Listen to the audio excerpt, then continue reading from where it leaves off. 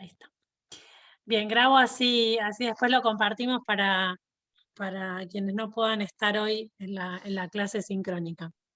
La clase pasada les compartí un video que en referencia a un texto que habla de 3 enfoques que se enmarcan, digamos, dentro del modelo médico, del modelo rehabilitador o del modelo normalizador, que han marcado profundamente las prácticas escolares, ¿sí? Entonces, me pareció interesante poder como analizar, que era lo que les pedía que ustedes hoy podamos compartir en relación a identificar prácticas escolares que se referencien con esos 3 enfoques que, que hablábamos la clase pasada. No sé si lo pudieron ver, pero hablábamos del enfoque médico, del enfoque biomédico, del enfoque psicométrico y del enfoque conductual, ¿sí? Son 3 aspectos dentro del modelo médico, del modelo rehabilitador, del modelo normalizador. Ustedes saben que la escuela especial surgió con el modelo médico, y estos 3 enfoques, bueno, han marcado profundamente la escuela, ¿no? La escuela especial sobre todo, y la escuela en general, y las prácticas escolares hacia las personas con discapacidad en particular. Así que bueno, si todas pudieron ver el video, ¿pudieron ver el texto que estaba en el Drive o no? Si no, se los puedo compartir, se lo paso a Ailén para que se los comparta. El texto se llama Dificultades en el aprendizaje. No, el texto no, solo el Sí, video. profe, ese texto la verdad es que yo no lo leí. Sí, pude ver el video y había también un podcast, ¿puede ser? Sí, De una entrevista, bueno, eso sí. sí. Además hablamos, sí, en la clase pasada, que justo era 3 de junio, justo me había llegado ese podcast y me parecía importante compartírselo, no sé si lo pudieron escuchar, que un poco retomaba lo que veníamos hablando de lo que les venía diciendo en la clase anterior en relación al concepto del capacitismo, ¿no? Que es un concepto muy, muy arraigado dentro bueno, el mismo concepto de discapacidad contiene en sí mismo, ¿no? Una lógica muy capacitista, y analizar a las personas según su capacidad o su discapacidad. Y sobre todo porque es un esquema, el capacitismo es un sistema de discriminación, ¿no? Basado en la capacidad, así como podemos pensar que hay un sistema de discriminación basado en el origen de las personas, en la raza, en la edad, ¿no? Como a determinada edad, que hay gente que ya no importa cuánto sabe, la experiencia, hay como determinada edad que la gente ya pasa a ser como, bueno, que no importa otra característica. Con las personas con discapacidad pasa exactamente lo mismo, y eso es el concepto de capacitismo, y me pareció interesante lo que planteaban estas 3 chicas con discapacidad en relación a atravesarlo con las cuestiones de género y las cuestiones del feminismo. Así que bueno, si alguna después quiere comentar algo en relación al podcast, estaría bueno, porque también tiene que ver con, bueno, con la ESI, ¿no? Y cómo también, digamos, abordar la ESI con los alumnos y alumnas con discapacidad, digamos que tiene que ser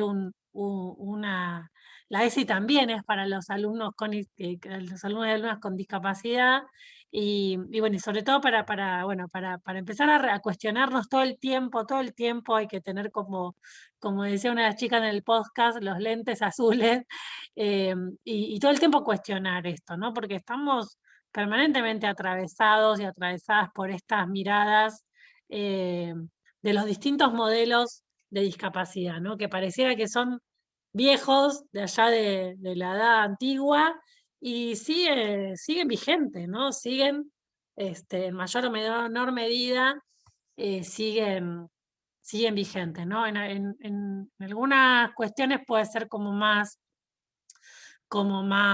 a modo de chiste, de broma, ¿no? Pero bueno, después en algunas prácticas institucionales está, bueno, absolutamente arraigado, ¿no? Los modelos anteriores, ¿no? Y reproducimos muchas veces sin querer o sin ser muy conscientes esas dinámicas, ¿no? Esas prácticas. Por eso es importante como todo el tiempo estar cuestionándonos y repensando desde dónde nos paramos, de qué estamos haciendo, qué estamos considerando, qué protagonismo tienen las personas con discapacidad, para qué sirve esto que estamos haciendo. Bueno, es un poco algo que vamos a tratar sobre lo que vamos a tratar de volver todo el tiempo, por lo menos en mis materias lo vamos a tratar de hacer todo el tiempo, ¿no? ¿Qué les pareció el podcast?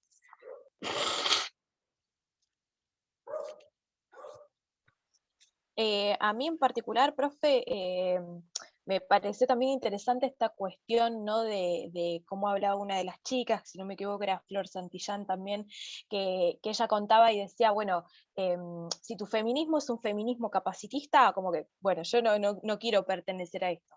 Entendiendo también este capacitismo como lo que decía usted, también una cuestión de opresión, así como está el machismo, el racismo, bueno, el capacitismo, con las personas con discapacidad también.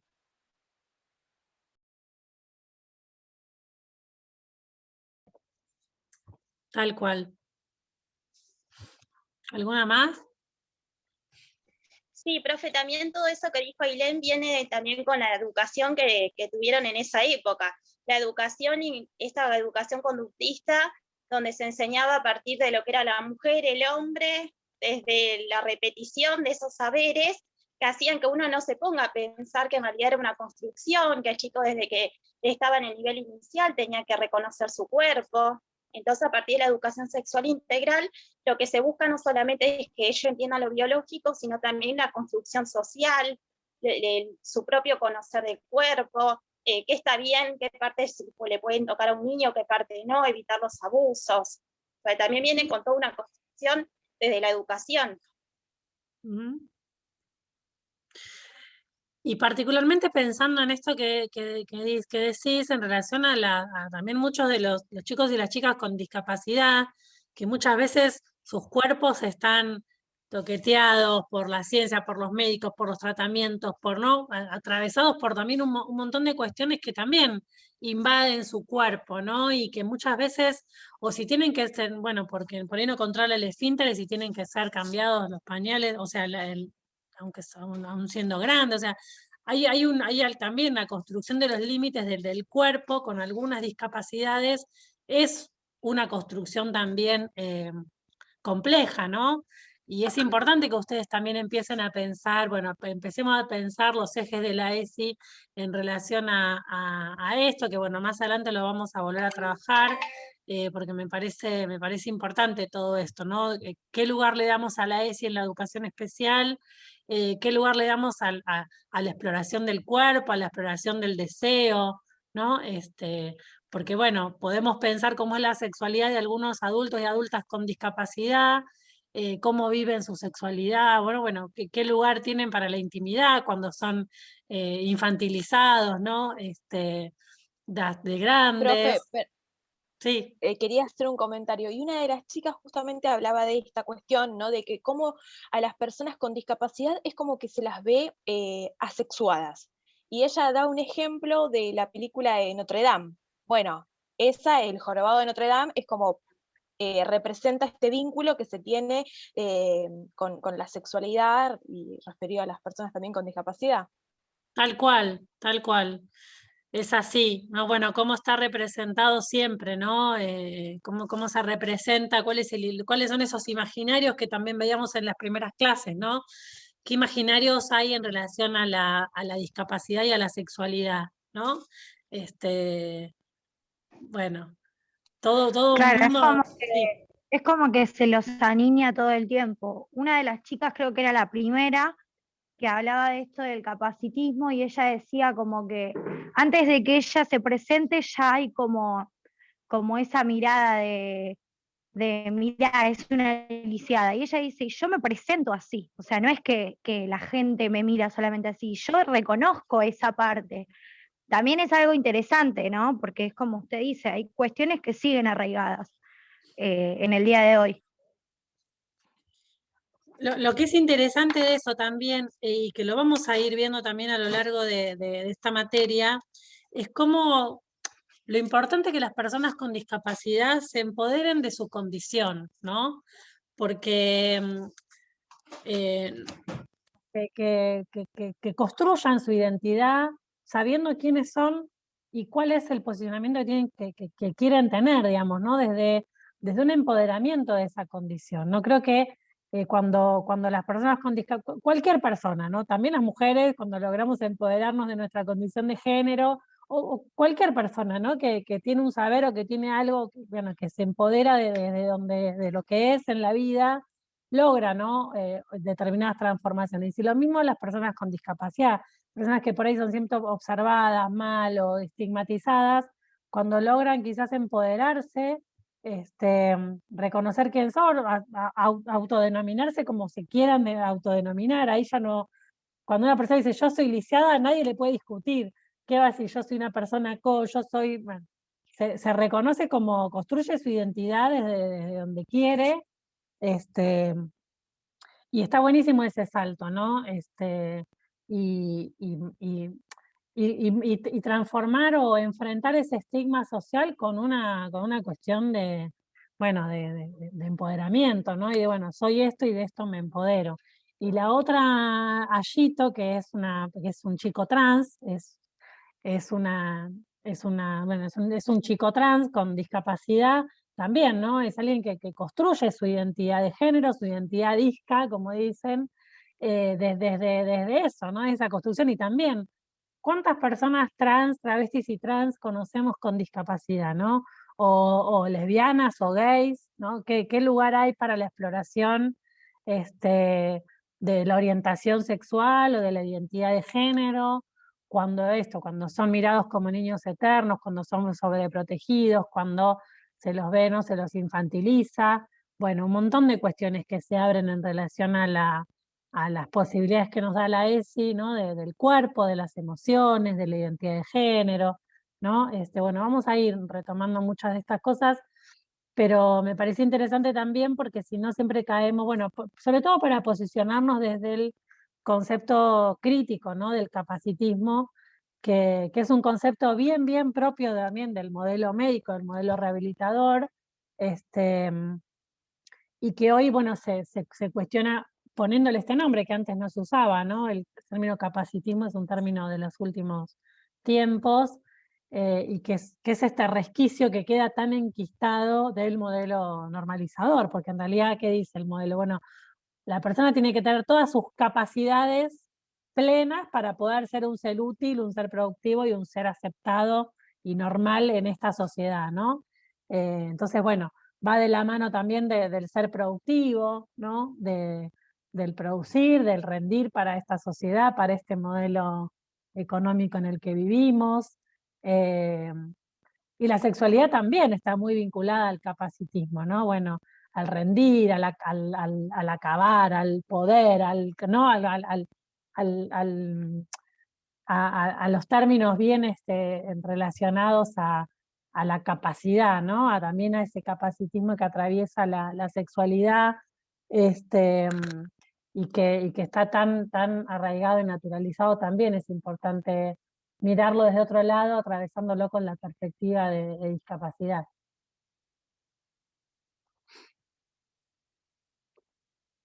Bueno, ahora las que se sumaron, ¿alguna quiere comentar algo más de esto?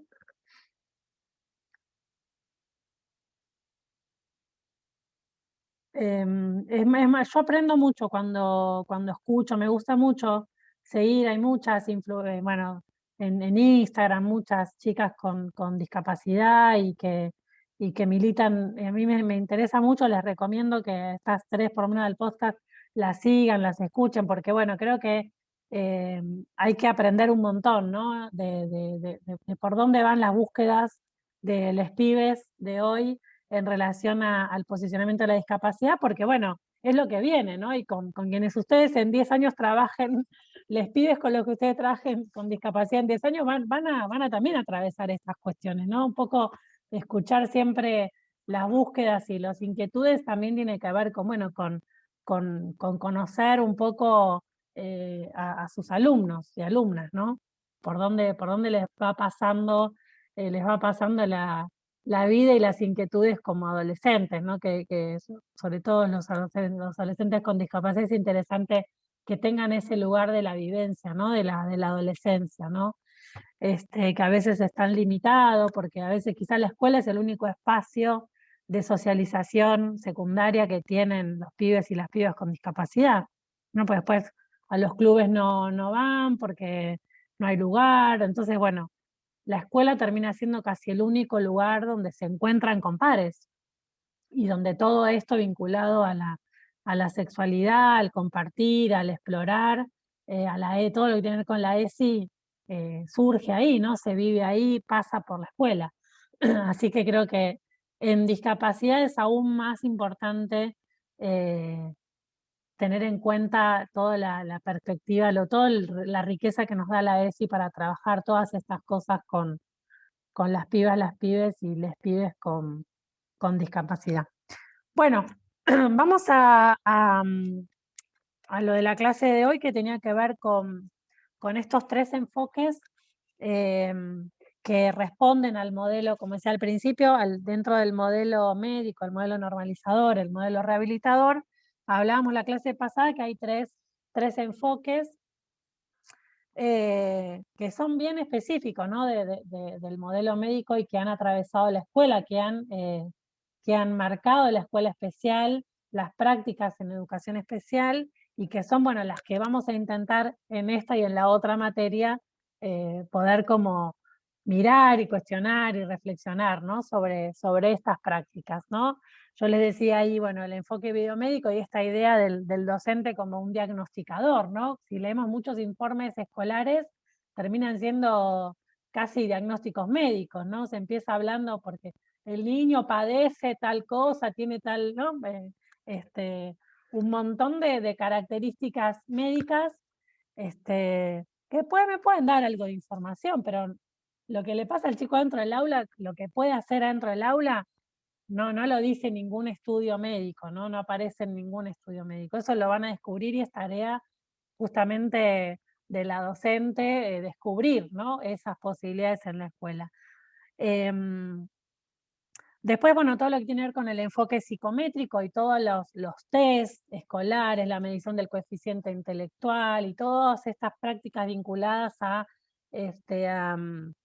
al docente como un clasificador, les decían yo, ¿no? Como alguien que todo el tiempo está tratando de medir, de establecer parámetros comparativos incluso entre niños y niñas, con el mismo diagnóstico, sin diagnóstico, ¿no? Bueno, no todos los chicos con síndrome de Down tienen dificultad en la lectoescritura, todos tienen tal cosa, o sea, como pensar que la educación es una cuestión matemática y que la discapacidad me va a dar como un esquema, y todas estas distintas maneras de medir, que no digo que los test estén mal, digo, los test son útiles muchas veces y lo utilizan muchas disciplinas para poder establecer diagnósticos y parámetros, y sobre todo como para tener una idea desde dónde se parte, pero eso en mi tarea docente me da determinada información, pero no puede determinar mi práctica, ¿sí?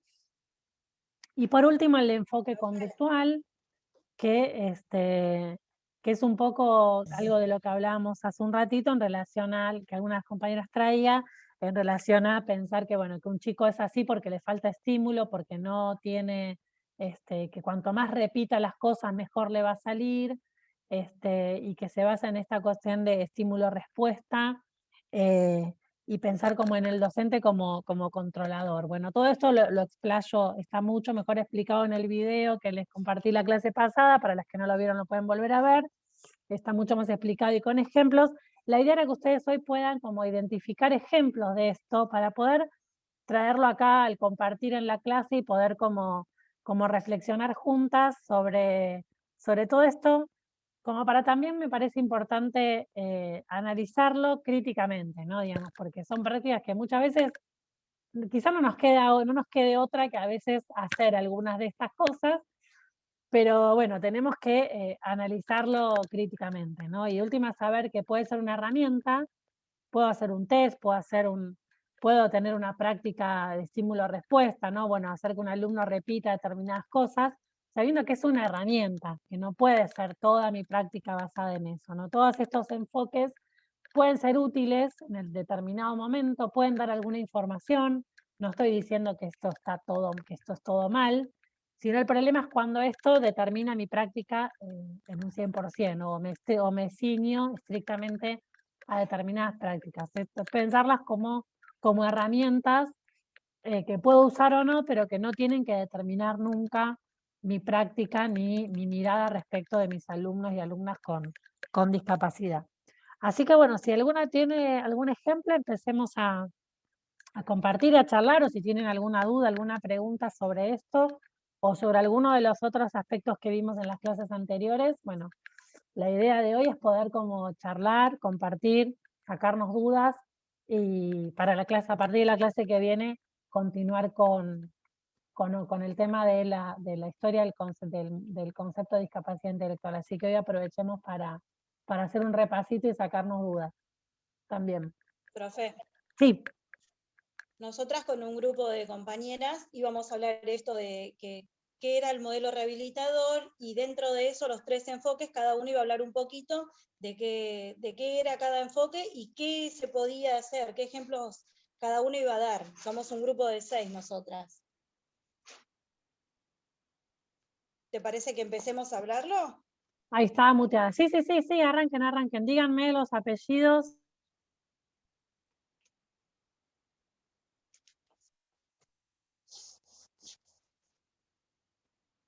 Lo digo yo. ¿Se lo digo, profe? Sí, Méndez sí. Vanessa. ¿Qué pasó?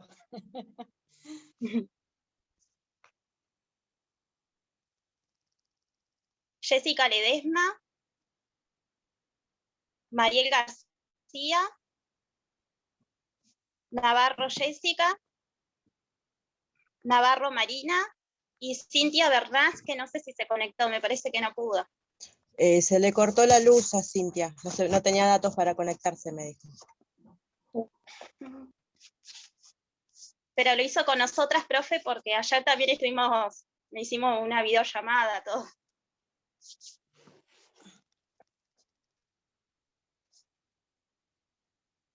Perdón, estaba muteada. Buenísimo, pobre. Dale, arranquen nomás. Nos escucho. Nos escuchamos. Por ahí no le habrá cosa. Bueno, con las compañeras habíamos planteado esto del modelo rehabilitador, que fue lo que marcó el sistema educativo. Dentro de la educación especial, surge la educación especial, y dentro de ese modelo, aquellas personas que no estaban, digamos, que no eran normales, estaban deshabilitadas para, digamos, se los mandaba a rehabilitar. Y tenían que hacer un tipo de rehabilitación para poder insertarse en la sociedad. Dentro de eso identificamos 3 enfoques. Sí, el primer enfoque es el enfoque biomédico, donde ve al niño, ¿no? Como él tiene las dificultades y por eso no aprende. Entonces ve al niño como una máquina biológica, en donde si algo falla, entonces por eso el niño no aprende. Todo tiene que ver con la enfermedad, con lo orgánico, y es un problema de la salud. Otro ejemplo del modelo biomédico es cuando un docente observa que el alumno no aprende como el resto, por ejemplo, no aprende la lectoescritura, entonces con ayuda del médico lo manda a rehabilitarse. Dice no aprende por algo, todo aprendizaje estaba sumado a la salud. El docente etiquetaba a los alumnos.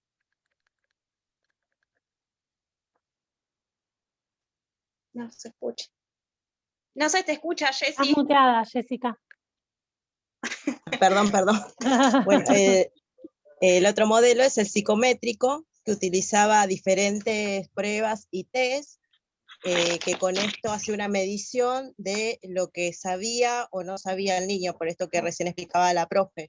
O sea, si no tenía razonamiento verbal, de pensamiento, se lo clasificaba y etiquetaba. Si su coeficiente le daba tanto, era como que ya quedaba marcado por eso. Acá aparece el docente como clasificador.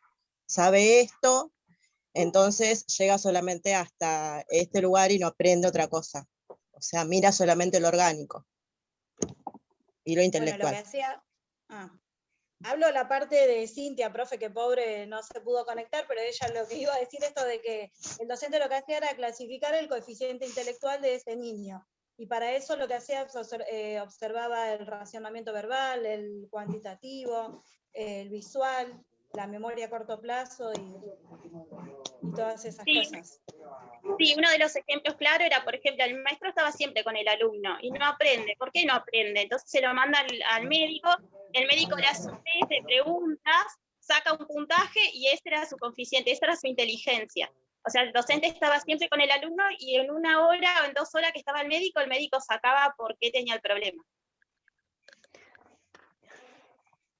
Profe, Sí. yo tengo, por ejemplo, yo tengo el caso de mi nena, que ella le costaba aprender. Entonces yo voy y le pregunto a la maestra, porque yo me daba cuenta de que no avanzaba, que estaba como trabada. Entonces tuve tuve una suplente y la titular. Y la suplente, sí me escuchó todo, me recomendó que vaya a la psicopedagoga, que le hizo justamente esto de los test, las pruebas, del coeficiente, todo. Y la otra docente no. La titular me dijo que no, que ella no podía hacer nada, que ella no podía hacer diferencia, o sea que ahí estaban las dos posturas, la que me acompañó y la otra que tenía la mirada médica que me decía, no, tenés que ir al médico y que te diga qué es lo que tiene.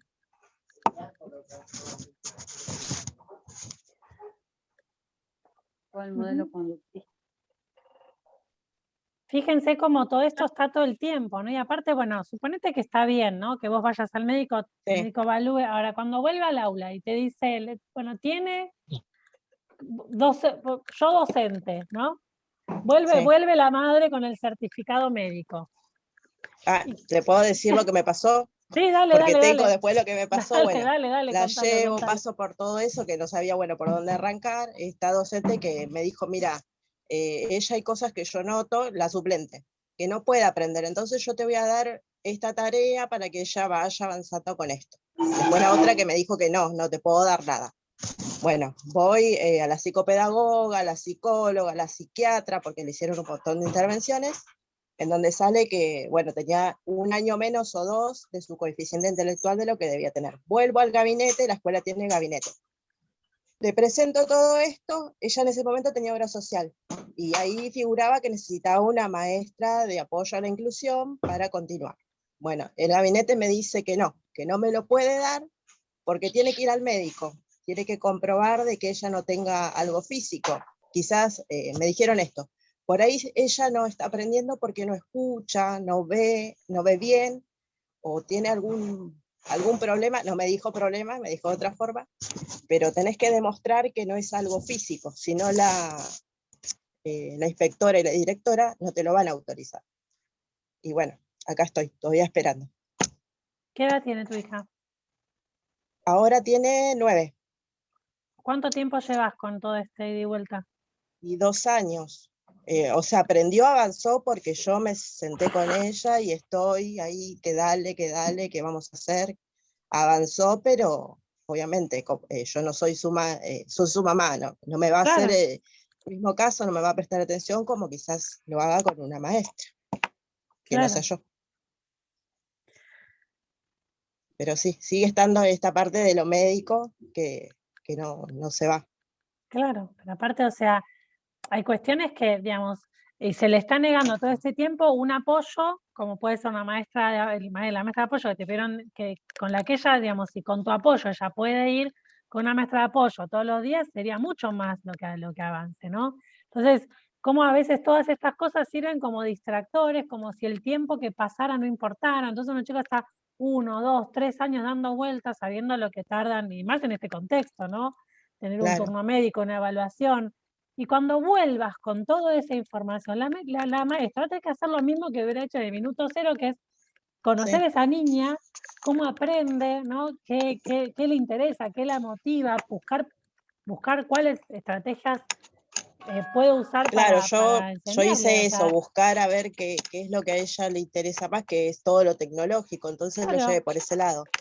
O sea, ella tiene más dificultades en lo que es la práctica del lenguaje, entonces busqué por ese lado, cosas interactivas que le llamen la atención, pero sí, sigue pasando el tiempo y más en este contexto y es mucho más difícil. Y ya, bueno, ella cuando pasó esto en ese momento me la hicieron repetir de grado. Y bueno, acá estamos. La repitencia para mí es un recurso válido, digamos. Yo la defiendo, me parece. Yo en ese momento estuve de acuerdo porque le dije a la maestra, ella me decía, si vos querés te la hago pasar igual, no, pero no me sirve que la hagas pasar porque si yo noto, yo me doy cuenta que mi hija no entiende. Al contrario, va a estar sufriendo más Claro. porque va a ser más difícil y no Claro. va a aprender. Prefiero que Y la se dejes va a atrasar más. Claro, se va a Claro. atrasar más. Prefiero que la Claro. dejes acá, que recién empieza, era segundo grado.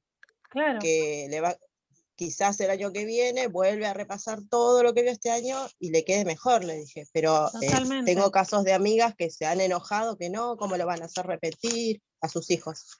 Porque además Y yo- después esa diferencia, si se arrastra en los años en los siguientes años, con cuestiones básicas como la comprensión o la lectoescritura, digamos, después eso va a ser cada vez más complejo de abordar en sexto grado, ni te digo cuando pasan a una Sí. secundaria. Chicos que recién en la secundaria se dan cuenta que no comprenden. Porque pasan. Yo la verdad que defiendo, para mí el repetir es una estrategia también de Sí, sí, sí. refuerzo y de aprendizaje.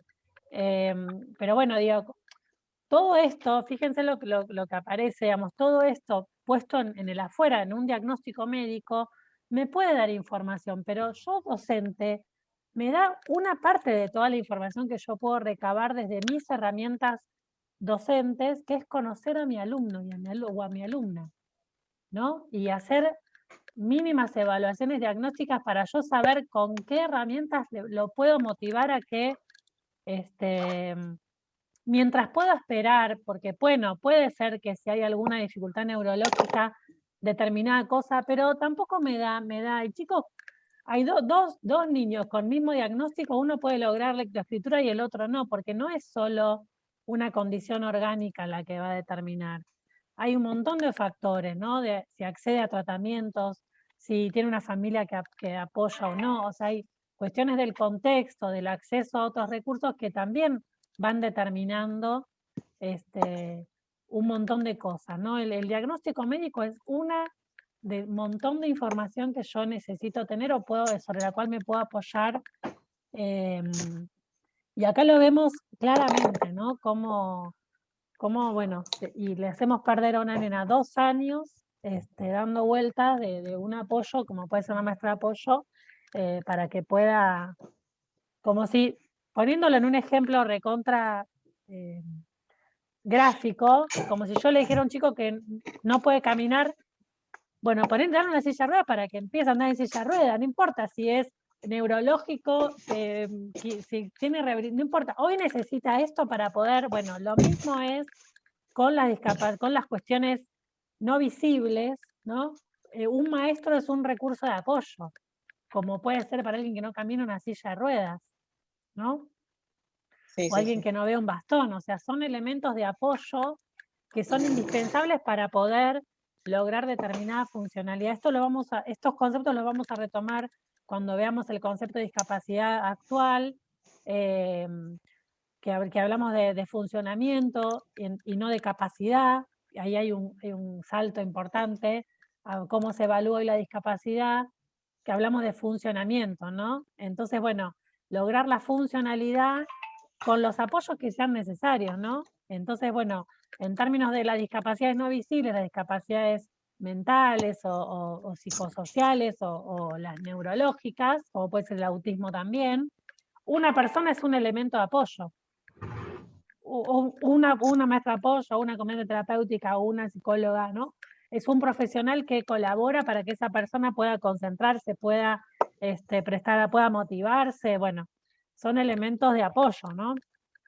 Se le está negando un apoyo fundamental. Bien, ¿algo más? Sí, a mí me tocaba dar la parte del modelo conductista, Dale. que dice que el aprendizaje se basa en el término estímulo-respuesta. Este modelo no lo culpa al niño, pero el niño que no aprende, pero sí cree que es una caja que hay que llenar de contenido. Mi compañera dice el ejemplo. Sí, profe, uno de los ejemplos, bueno, como decían recién mi compañera, que en realidad como los dos primeros enfoques culpaban al niño, en este caso no, pero sí se lo toma como al niño como un objeto, está vacío de conocimiento, el nene no sabe nada y a partir de la escuela aprende. Entonces uno de los ejemplos que nosotros quisimos dar fue el tema de la sexualidad, cómo se enseñaba. Entonces, como el niño no sabía nada, se le enseñaba todas las partes, el varón, la mujer, a partir de la biología, de las ciencias naturales. Esto es lo normal, mujer, hombre, y nada más. Y a partir de ahí vos tenías tu historia, como mujer y como hombre a partir de la biología. Entonces, hoy en día sabemos que no es así porque tenemos diferentes géneros y diferentes diversidades, entonces ya no existe solamente el hombre y la mujer. Y entonces ellos se tienen que empezar a conocer. Entonces se implementó la educación sexual integral, porque lo vimos en la clase, la educación sexual integral, que dice que se integra en todos los niveles, en todas las modalidades, es transversal y se puede enseñar en todas las áreas, a partir del nivel inicial. Entonces, a partir de eso, ellos empiezan a reconocerse, y no solamente a partir del afecto, sino también a poder aceptar a los demás como son, a pensar en conocerse entre ellos y no de tanto juzgar como es la sociedad de hoy en día, que a veces por no saber o por no estar informados hay muchas personas que nacen con esa naturaleza de una educación que no pensaba en eso, pensaba en lo normal, mujer, hombre, y otra cosa no podía existir, era malo. Igual que con la discapacidad pasa lo mismo, el niño esa persona es un niño eterno, es un menor eterno. Entonces, a partir de eso, la sexualidad, ellos no lo pueden pensar. ¿Por qué? Porque es un niño eterno. Entonces, a veces hasta incluso pasa con las mismas familias, lo aniñan o lo protegen porque es chiquitito. Entonces, lo que piensan es decir, no, ¿cómo hacemos nosotros configuraciones de apoyo para que ese niño pueda crecer como todos los demás y puedan pensar, porque es un derecho? Entonces, claro, tenga su autonomía, dicen, es un derecho, esa educación sexual es un derecho de todas las personas.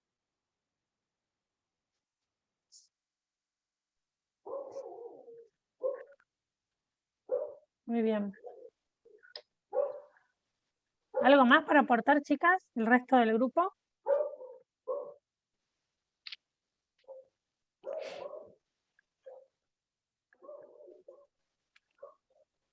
Hola, profe. Sí.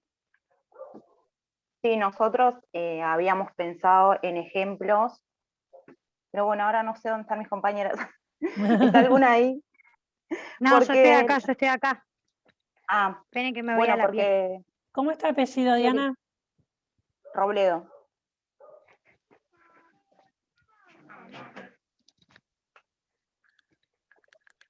Te escucho. Uy.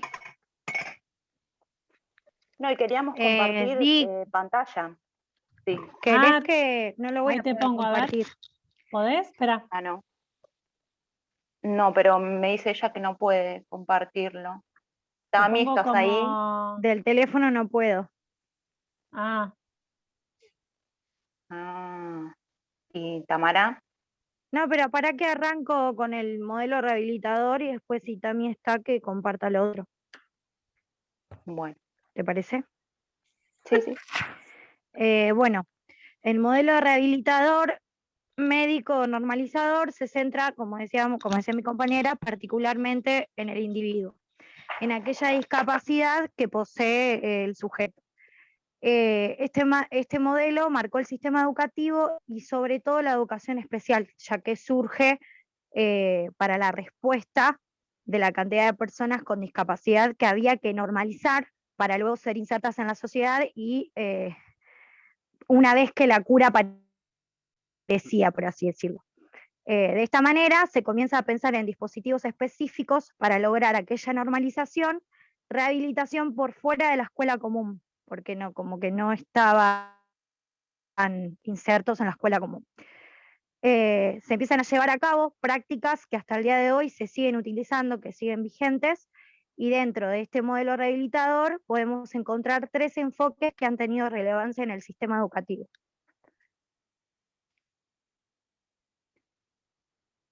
¿Querés seguir con el biomédico, Di? A ver, ¿me escuchan? Sí. Sí, sí, se te escucha, Diana.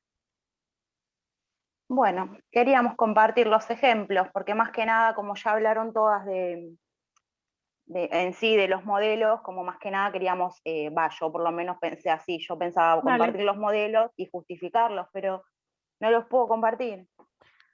¿Por qué? Porque están en WhatsApp, no sé si se pueden, ¿puedo abrir el WhatsApp desde acá? Y a ver, yo te pongo como anfitriona. Como coanfitriona y ahí te deberías poder compartir. A ver, fíjate. No sé si desde el celu, pero Claro. intentalo. Bueno, ¿Y sos la única que lo tiene del grupo? no, la teníamos en las que habíamos Ah, hecho, pero va a estar en el grupo Yo lo nuestro. tengo, pero lo tengo en Word.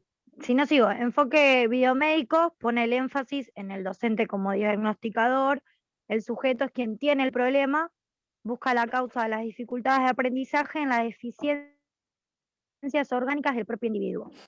El diagnóstico y la clasificación escolar están orientadas a la etiología y al pronóstico. Utiliza términos médicos en los informes y en las evaluaciones escolares. Ahí pusimos un ejemplo, la foto, un informe, en donde se enfoca en esto, ¿no? Lo que usted hablaba de padece tal cosa. Es como que hace referencia a todo lo que no puede hacer el chico, ¿no? Y yo también lo hablaba con ellas y les decía que me acordaba el año pasado, nosotros con una profesora hablábamos de este tema de cuando uno llega como maestra especial, lo primero que te dice una docente, si es que hay un chico con discapacidad, es, mirá que fulanito de tal se porta re mal, no puede hacer tal cosa y tiene, por ejemplo, autismo. Es como que todo el tiempo se marca el diagnóstico, un diagnóstico médico. Eh, bueno, por otro lado, el enfoque psicométrico, es tremendo que cómo pone, eso, diagnóstico es igual a problema siempre, ¿no? Para muchos. sí, Sí, profe, porque, bueno, yo tengo a mi hermana que trabaja en equipo, no sé bien si es o, bueno, trabaja en equipo.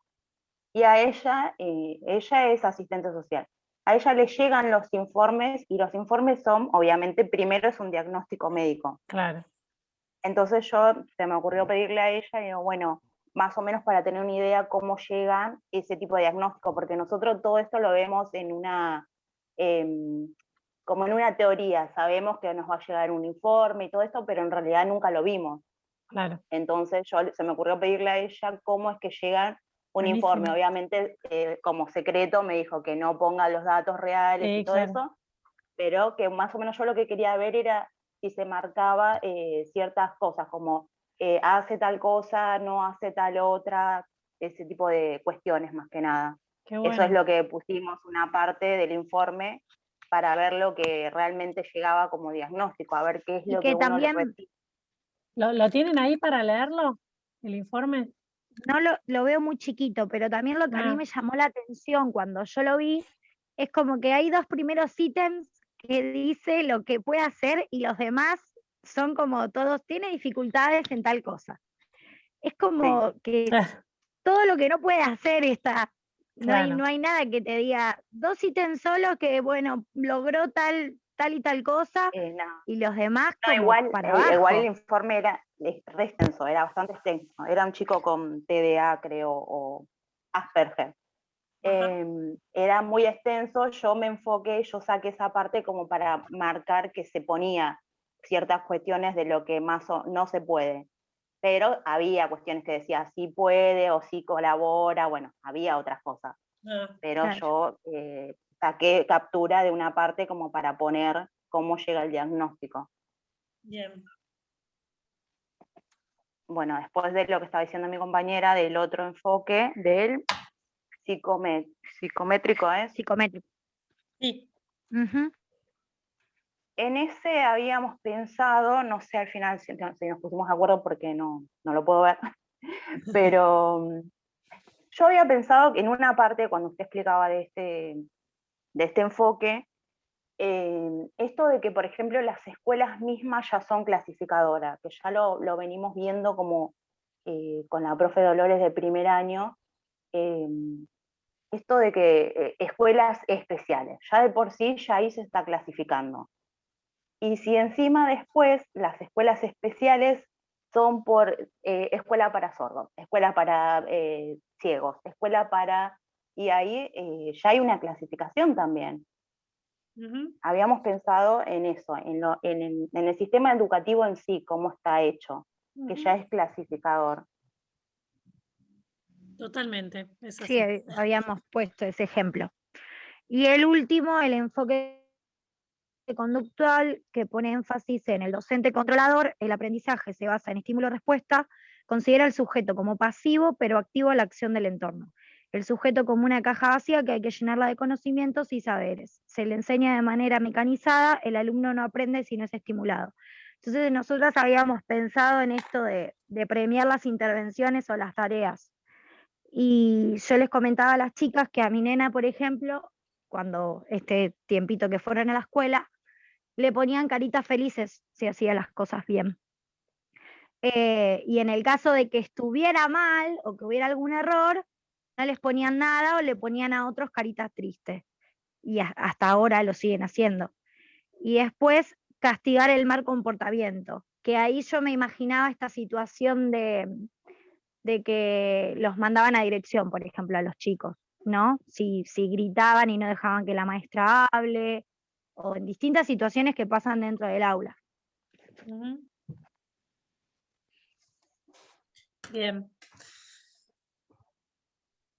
Bueno, Muy eso bien, fue lo está que bueno. pensamos para justificar directamente, era con ejemplos, pero bueno, no lo pudimos, Está bien, no qué lo pudimos lástima. mostrar. ¿Cuál es la otra compañera que estuvo con ustedes? Cerrudo Ah. y García. García, ¿cuánto? Eliana. Hay otra García, ¿no? García Mabel. Mariel, sí. Mariel. Hola, sí, profe García Mariel. Ahí está. Bueno, sí.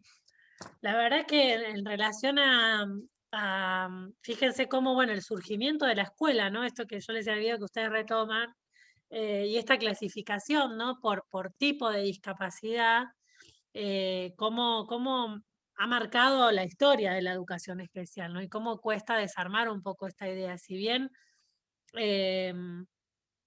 hay especificidades en relación, por ejemplo, no sé, la escuela para ciegos tiene todo el desarrollo de braille y demás, la escuela para sordos, lenguaje de señas. Pero bueno, esta cuestión de clasificar a las personas por su condición, cuando en el resto, cuando en la escuela conviven, la idea es que convivan todos y todas, ¿no? Digamos, no clasificamos de si vive en un lugar, o sea, cómo se utiliza la discapacidad como motivo para clasificar, quizás con la excusa bien intencionada en un principio de pensar en la especificidad. Bueno, eso termina siendo una trampa, ¿no? También en relación a la mirada que puedo tener ahora de cómo, de lo valioso que es la diversidad, la riqueza, la convivencia, ¿no? Y el hacer juntos, el saber hacer juntos, y un montón de cuestiones que les ponía el lunes a las que cursan currículum en relación a esto otro de la escuela, que no es, ¿no? El aprendizaje de un contenido, sino todo lo que tiene que ver con lo que nos llevamos, en definitiva. Si yo me preguntaba qué me pasó en la escuela, te voy a hablar de mis amigos, del docente que me gustó, del docente que no quisiera volver a ver en mi vida. O sea, lo que recordamos de la escuela es todo eso otro que no es no es el contenido, ¿no? Es ese aprendizaje que nos marcó, es ese aliento de esa profesora que estuvo ahí, nos apoyó. Es también esa docente para el olvido, claramente, pero también es los recreos, los amigos, los compañeros, toda esa vivencia, ¿no? Y privar a una persona por tener un diagnóstico de todo eso otro que pasa en la escuela, después un poco es lo que pasa en la sociedad. ¿Por qué nos espantamos cuando se discrimina, cuando en las escuelas, en los ámbitos laborales no hay inclusión?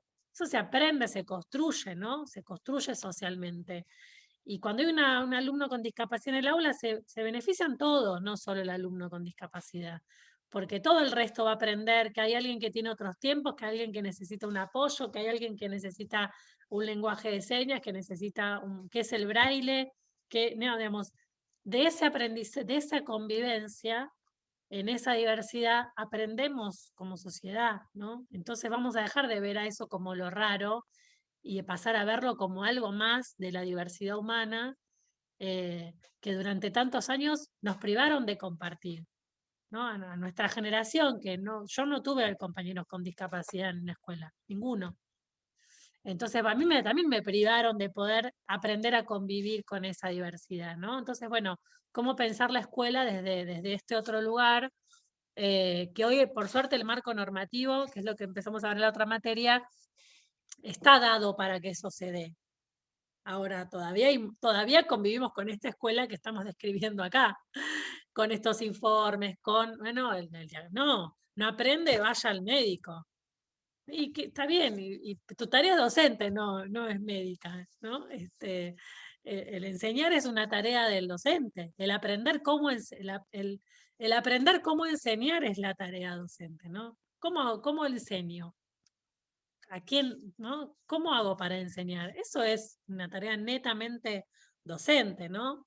Eso que decía al principio de las clases, no, cuando hablamos de educar es, ¿no?, el proceso de enseñanza y aprendizaje, ¿no? Bueno, por lo general cuando describimos un problema, siempre es un problema de aprendizaje, nunca es un problema de enseñanza, ¿no? El que no aprende es el alumno. Pero también es mi problema, ¿por qué ese alumno no? También es un problema de enseñanza, ¿no?, que un alumno no aprenda, ¿no? Si no pienso que yo estoy haciendo todo bien como docente, y siempre el problema lo tiene el alumno que no aprende. Bueno, evidentemente hay que buscar otras maneras, ¿no?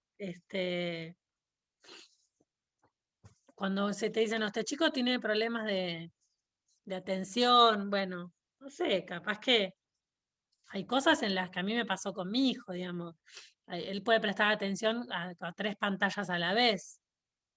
Entonces, si no puede mirar al pizarrón es porque no le interesa lo que está pasando, no porque no pueda prestar atención. Entonces, el problema no está en la atención, sino en la motivación. Entonces, vos vas a enfocar a la motivación para que te preste atención, ¿no? Por lo general el origen está ahí. Bueno, eso lo vamos a ver mucho más en la otra materia, en todas estas otras herramientas que podemos pensar para el acceso al contenido.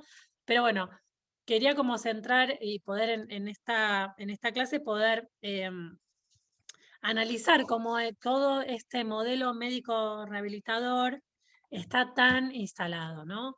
Y que nosotras hoy lo vemos en relación a la historia y a la historicidad del modelo de discapacidad, porque todo lo que venimos viendo es la historia, pero bueno, esta historia no es tan quedada atrás, ¿no? Es una historia que está vigente, con la que vivimos, con la que convivimos, con la que ustedes también van a convivir, y que es importante reconocerla, ¿no? Y que los cambios son procesos, no vamos a modificar la escuela especial así de un día para el otro, y vamos a decir, bueno, digamos, los cambios son procesos históricos, son películas, no son fotos. Entonces, pero es importante la mirada crítica que ustedes puedan tener y saber reconocer. Estoy haciendo esto, pero estoy haciendo esto y responde a qué modelo responde, ¿no? Mínimamente, con que ustedes tengan una mirada y un análisis crítico de esas cuestiones ya es un montón. Porque lo que va a hacer es poder repensar, bueno, está bien, hago esto, pero para mí es una herramienta tener un diagnóstico médico. No me voy a centrar en eso, ni con esto le pongo al legajo el certificado médico y listo, acá cerré. Yo con eso tengo que después seguir trabajando con el mismo alumno dentro del aula. Entonces esa información a mí me va a servir, pero mi tarea no me la cambia el médico, ¿no? Yo a partir de puedo decir, bueno, por ahí puede requerir un apoyo con una fonoaudióloga, una psicopedagoga. Puedo como pensar en la articulación o el trabajo con otros profesionales, porque mi tarea como docente también tiene un límite, digamos, pero me va a dar cierta información. Mi tarea docente la tengo que hacer yo, no me la va a recetar ningún médico, ni va a aparecer en ninguna tomografía, ni ninguna... Eso es laburo nuestro, ¿no? Así que me parecía importante... Sí.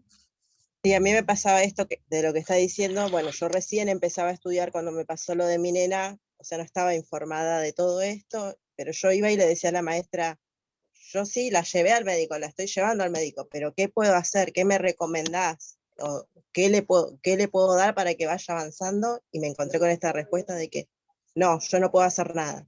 Le tengo que dar lo mismo que a los otros chicos.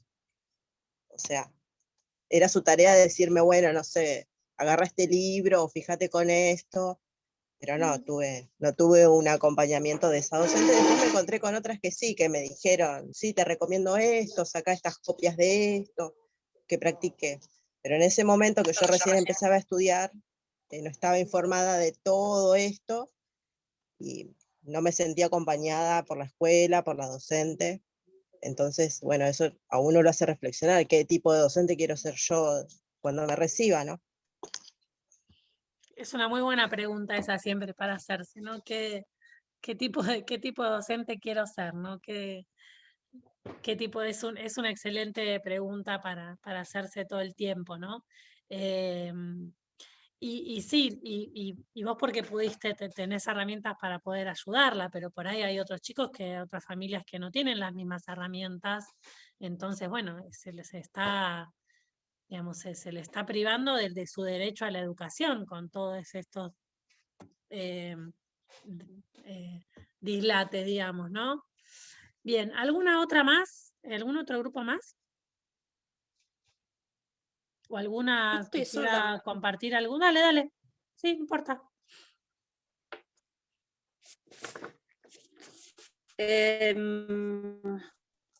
Los ejemplos que sé, para el enfoque biomédico, un estudiante que se siente frustrado y tiene de enojo frente a temas, la docente le sugiere Nélida, a la mamá perdón, Nélida, que consulte. Sí, sácate la cámara a ver si mejora un poquito, porque se escucha un poco cortado. A ver, si sin cámara te escuchamos mejor.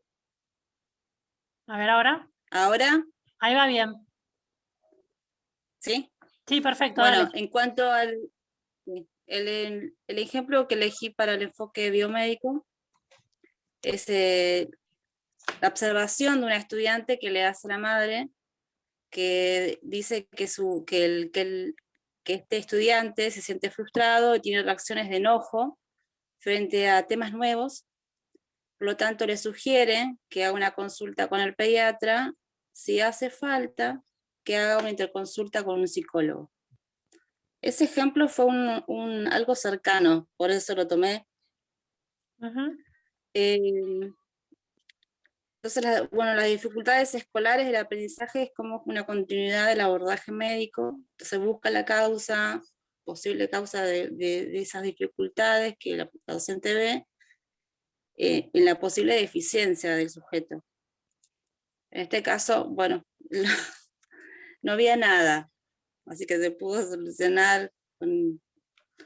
Y después el otro ejemplo que había elegido del enfoque psicométrico, yo no sé, en este ejemplo tengo una duda a ver si puede ir. ¿Son las pruebas estandarizadas, las pruebas PISA? No, hablamos de test de coeficiente intelectual, de test de aprendizaje, los que miden el aprendizaje, los test que utilizan, pero bueno, las pruebas PISA son también pruebas psicométricas, si querés, en relación a que tratan de medir o estandarizar los aprendizajes. Sí. Y el último, el conductual, había elegido un ejemplo de cómo se enseña, por ejemplo, un área que puede ser matemática, que tiene que ver con las tablas de multiplicar, la tabla pitagórica, que puede, hasta mi hijo más grande, en el caso de mi hijo más chico ya no, pero el más grande le enseñaban que lo repetía de memoria. Inclusive le han tomado oral de las tablas de multiplicar. Entonces, tiene que ver con esta repetición, esta forma de enseñar mecanizada. Y no, yo ya lo veo con mi hijo más chico, que tratan de buscar que hay una relación de columna y celda, una relación de sumatoria de ese mismo número. Y bueno, esos fueron los ejemplos que elegí. Sí, a ver, todo lo que tiene que ver con el estudiar de memoria, digamos, o con esta cuestión de la repetición, tiene que ver con el enfoque conductual, digamos, claramente, bueno, con repetir las tablas o estudiarlas de memoria, todo eso son pruebas, digamos, responden al enfoque conductual, está bien. Yo me refiero por ahí a ejemplos más aplicados a la educación de personas con discapacidad, pero igual los ejemplos sirven porque también, bueno, son prácticas arraigadas en la escuela en general, digamos, ¿no? Estos enfoques, sobre todo el conductual, ¿no? Bien. ¿Alguna más? Profe, nosotras con Avellaneda también habíamos, habíamos hecho como una descripción de cada uno de los enfoques, no los vamos a decir porque ya lo dijeron nuestras Sí, compañeras, sí, la ya verdad está. que Los es ejemplos repetir nomás. más del, Sí. claro.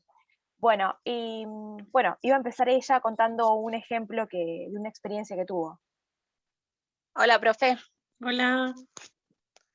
Bueno, a mí me pasó, yo soy docente del nivel inicial, Ajá. y me pasó que en mis prácticas llegué a una sala y me encuentro que dentro de esa sala había un niño con una discapacidad que aún no se sabía o no estaba diagnosticado en cuanto a su discapacidad, pero se podía observar que tenía alguna leve dificultad motriz en la parte del cuerpo y más del habla, como que al hablar no modulaba bien.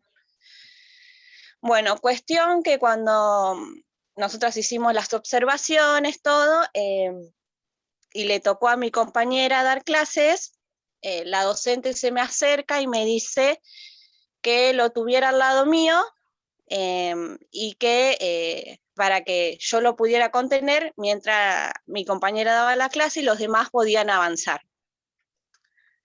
Cuando a mí me tocó dar mi clase, lo que yo implementé es hacerlo mi secretario y que él pudiera desarrollar actividades que supuestamente él no podía hacer, porque generalmente cuando se hacía actividades, lo que se hacía con él era ponerle una mesa y que él dibujara, porque él estaba intervenido por especialista médico y hasta que no se supiera bien su situación, es como que no intervenían en lo educativo. Él iba al jardín, se sentaba en la mesa y dibujaba y sus compañeros avanzaban en los contenidos. Entonces, se me vino ese ejemplo en la parte biomédica. Exacto, tal cual, tremendo, porque además mirá cómo vos lo podés, hay un montón de maneras de abordar y de hacerlo participar, y siendo parte, esto que hablábamos antes, ¿no? Vos al ser secretario le está compartiendo e incluso pasa a tener un rol valorado por todos los compañeros, ¿no? No pasa a ser uno el que está ahí haciendo algo, simulando que está incluido cuando no está, y es así, totalmente. Aparte, cuando tengan el diagnóstico, ¿qué van a hacer? ¿En qué cambia, no? Tener un diagnóstico, no tenerlo.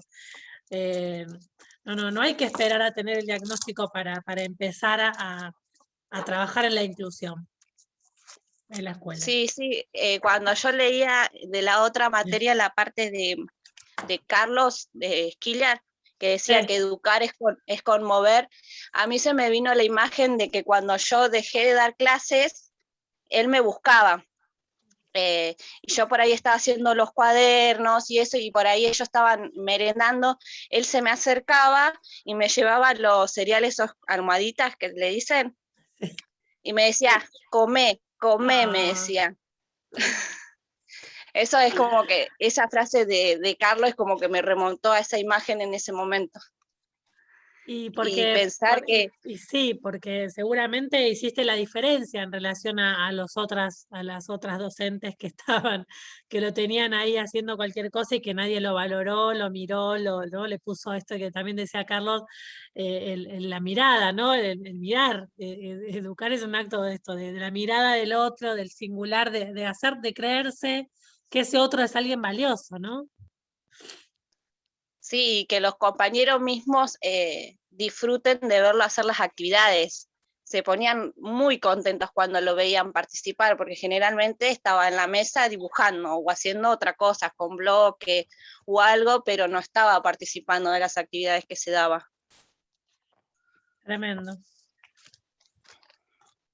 Ese ejemplo es como que se me vino. Sí, es tal cual. Y además, claro, después la mirada que hay o la expectativa o el imaginario con el rol de ustedes, ¿no? Con la maestra cuando es una escuela común, el imaginario que hay, bueno, cuando llega la maestra de la escuela especial, la MAI, es como llega la madrina, la que va a resolver, de repente Sí. va a ser así, y el chico va a tener, ¿no? Saca la varita mágica y de repente todo se, digamos, ¿no? Esta idea de trabajar en equipo, de que la maestra de la escuela especial trabaja con la docente del aula, pero la docente es la que está en las salas, ¿no? No es, bueno, hay todo un imaginario construido, ¿no? También en relación a la maestra de educación especial, al profesor de educación especial, que es la que va a resolver todo, ¿no? Mágicamente, va a venir y va a Sí, es ordenar. como que la esperan con ansia como para que se pueda hacer cargo de Claro, esta acá está tu persona. problema, venía a resolver venía acá. ¿Cómo cuesta? Sí. Bien. Pero sí, es tal cual. Y después del otro enfoque, habíamos pensado, o por lo menos yo me acordé, de las famosas pruebas integradoras, que no sé si entra en ese enfoque, pero es lo que más cercano se me pudo ocurrir, el querer, no sé, hacer un examen de todas las áreas para ver en qué nivel se encuentra determinado año o grado, si aprendieron o no aprendieron, si están aptos o no están aptos, no sé, Sí. se me vino este ejemplo. Sí, totalmente. Esos son prácticas y son todo lo que tiene que ver con la prueba estandarizada tiene que ver con eso, ¿no? Digamos, como si se pudiera con una regla medir a todos y a todas con la misma vara, digamos, ¿no? Como si no hubiera un montón de situaciones y diversidades y sin respetar esa singularidad. Tiene que ver, Profe, digamos. Sí. yo voy a dar, con respecto a esto a las pruebas, yo recuerdo que cuando fui al secundario, yo soy de Santa Cruz, y recuerdo que a cada uno de los chicos en el aula nos hacían ir al gabinete y hacer una prueba para ver en qué nivel estábamos cada uno y bueno, y después informar a todos los docentes. Claro. Yo recuerdo haber hecho una. Tal cual. Sí, sí, yo me acuerdo también de eso, de que venían personas fuera de la escuela y traían exámenes iguales, tanto para los cursos de la tarde como de la mañana, y se medía el nivel de coeficiente o lo aprendido, si se aprendió o no, de los contenidos que se tenían que haber dado. Totalmente.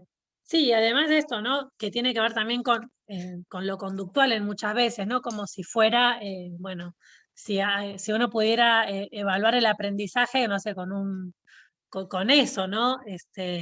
Con el aprendizaje o el saber es mucho más complejo que quien estudia de memoria, o bueno, o no, o hacer recitar las tablas no implica que alguien aprenda, ¿no? ¿Qué son las tablas, no?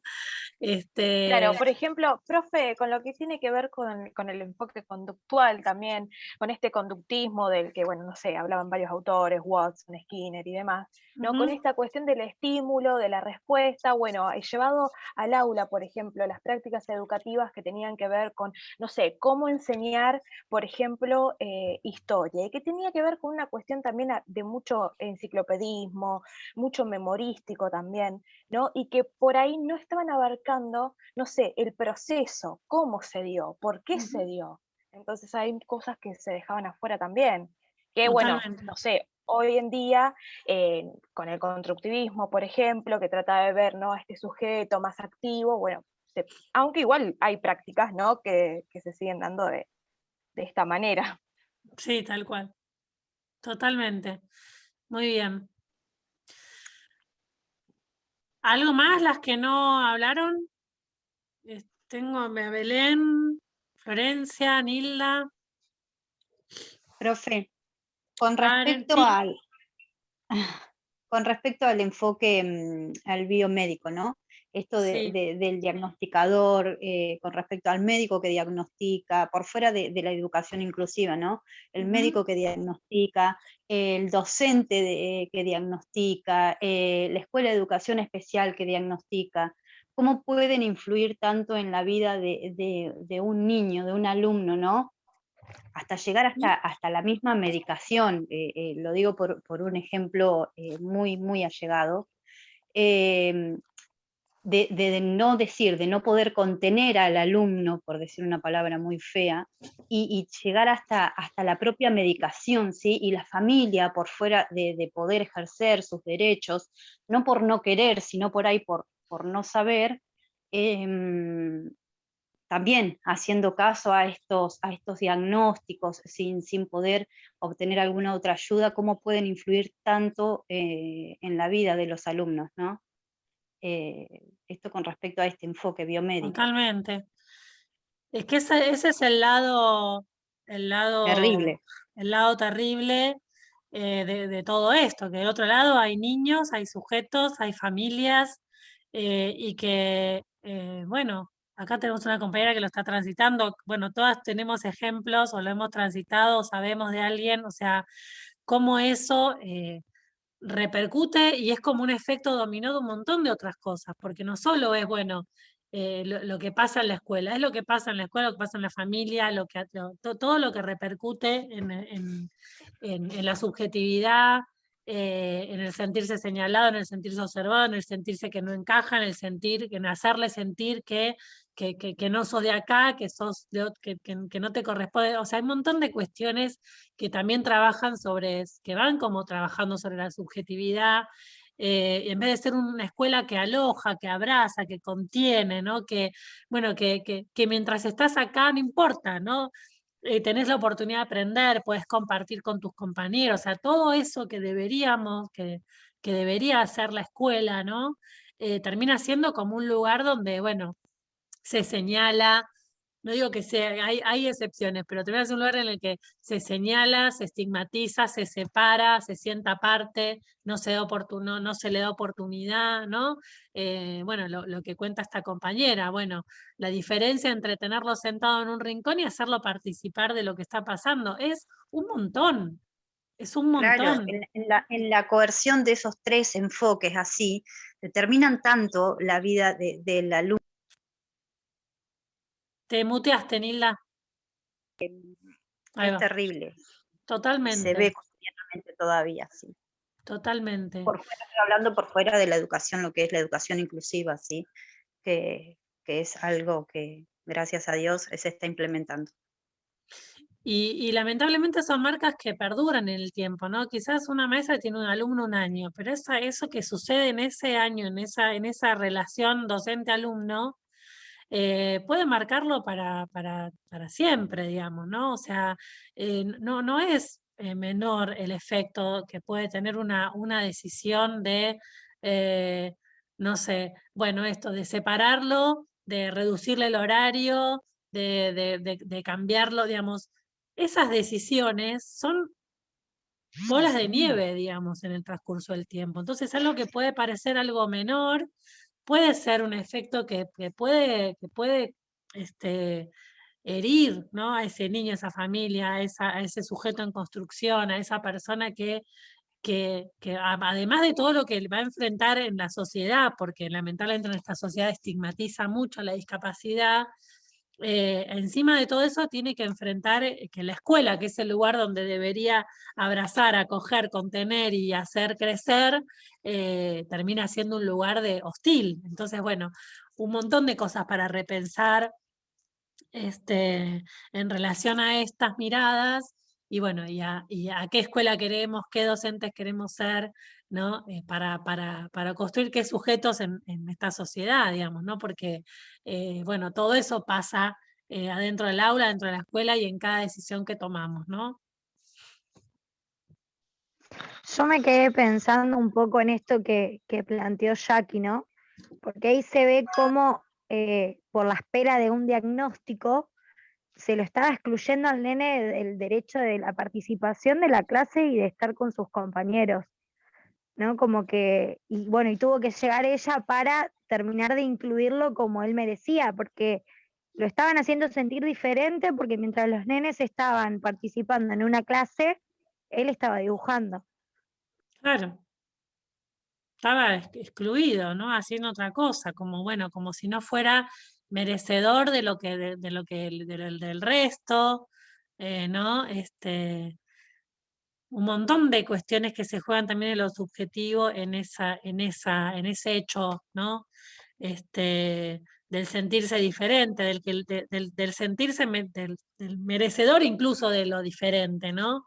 Entonces, bueno, todo eso va construyendo también en él y en los compañeros, porque ahí estamos dando también un ejemplo al resto de los compañeros que naturalizan que eso está bien, ¿no? Y que entonces naturalizamos que la persona con discapacidad no esté acá, que esté haciendo otra cosa, que no tiene por qué estar acá, que no comparta conmigo, que yo no sepa cómo tratarlo, que no entienda que tiene otros tiempos y que tiene otras maneras, o sea, todo eso que también nos privamos de enseñarle al resto, también va formando, es formador eso. Claro, se los condiciona a ellos también de poder valorar la diversidad como parte de lo suyo, de Claro, su y día a le día, estamos digamos. demostrando que segregar y que separar está bien, que es Está bien. normal que esto pase, y todo eso también forma, es formativo, socialmente es formativo, ¿no? Entonces, Ujú. bueno, nada, la idea era, bueno, repasar un poco todo esto en relación al modelo normalizador, a los distintos enfoques. Y bueno, no sé si alguna quiere compartir algo más de las que no hablaron, si no, bueno, vamos cerrando por hoy. Y la clase que viene arrancamos con la historia del concepto de discapacidad intelectual. Vamos a hablar de lo que fue, bueno, el concepto de retraso mental, de retraso madurativo, bueno, todos estos conceptos que son los anteriores, los que hacen a la historia de la discapacidad intelectual, vamos a poder a situarlos y a analizarlos un poquito, ¿sí? Así que bueno, chicas, si alguna quiere comentar algo más, si no... No, profe, yo le quería hacer una Sí, consulta. Esto se lo tenemos que entregar por escrito. Nosotros igual lo habíamos hecho, por ejemplo, en un Word con imágenes y eso. ¿Se lo tenemos que sí, mandar? sí, sí, si lo tienen, mándenmelo, sí. Ah, listo, buenísimo. Mándenmelo por grupo, Bárbaro, como lo profe. tengan hecho. Sí, así vamos teniendo notas conceptuales de todo el proceso. Bueno, chicas, un gusto verlas, escucharlas, muy interesantes sus comentarios, sus aportes. Así que bueno, un gusto esta clase. Las dejo por hoy que es tarde y bueno, nos vemos la próxima. Gracias, profe. Buena semana. Bueno, Chao, igualmente, profe. chicas. Chau, chau. Chao, vemos, suerte, profe. chicas. Chao, chao.